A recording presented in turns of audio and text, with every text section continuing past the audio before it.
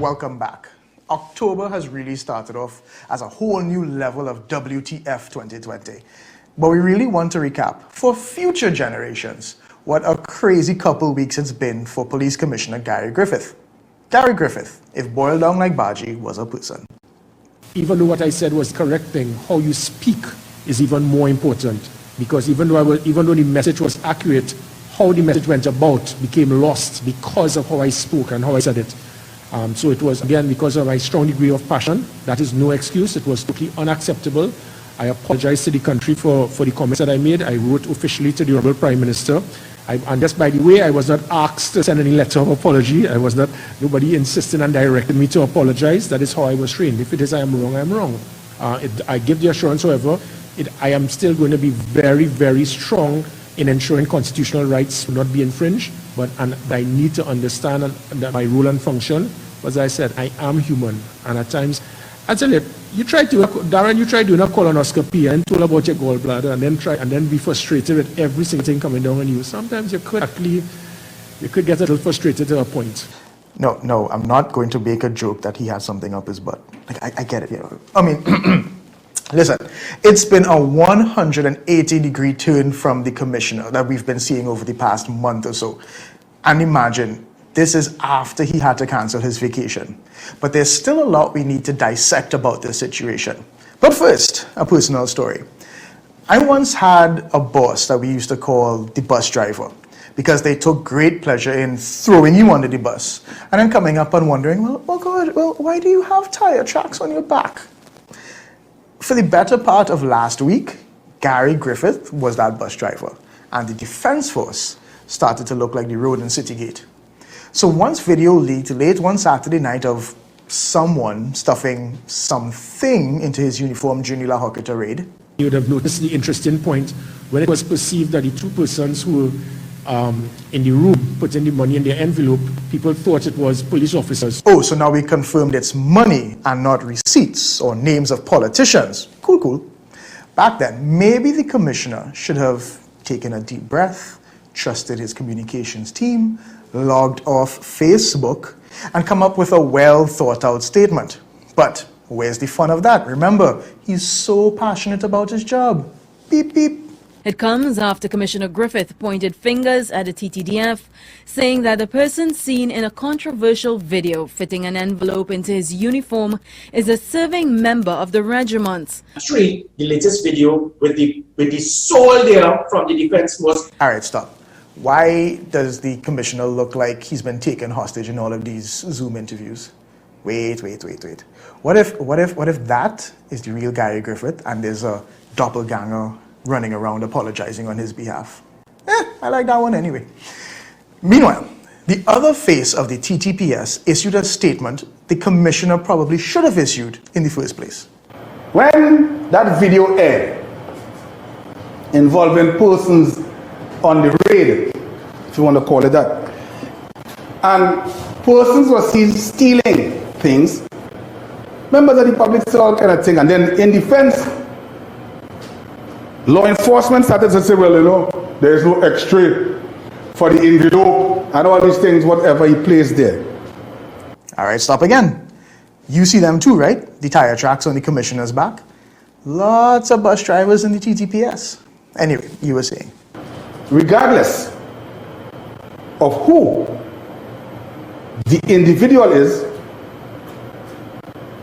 or what he represented at the time, does not change the fact.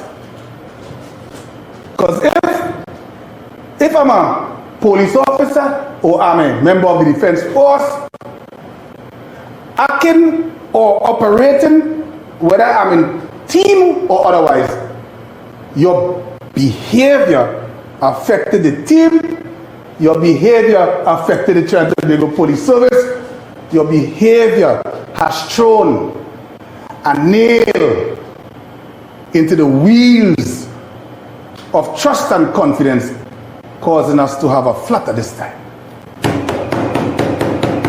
Yeah.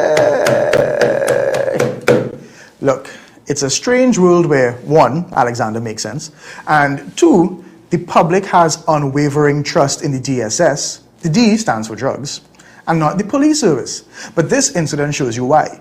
The DSS has been doing what they've been entrusted to do, pay out their susu hands, and they haven't screwed anyone over yet.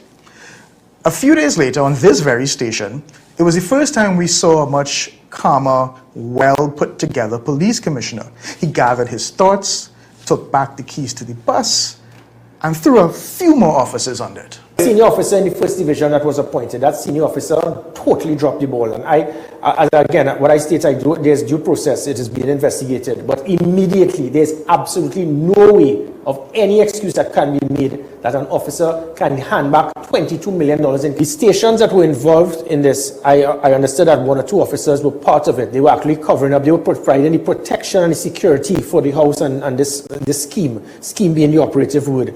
So the police commissioner now has to fight criminals, his own officers, and now the defense force. Well, no wonder he's so crabby. Remember, it's the second time this year, during an incident where the public thought the police abused their power, that the commissioner put his hands up and said, whoa, whoa, that's not just the TTPS.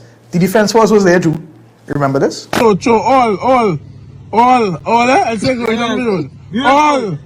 So far, we have 4 persons of interest, 2 members of the Trinidad and Tobago Police Service, 2 members of the Trinidad and Tobago Defense Force. So maybe it's time we start leaving the defense force home.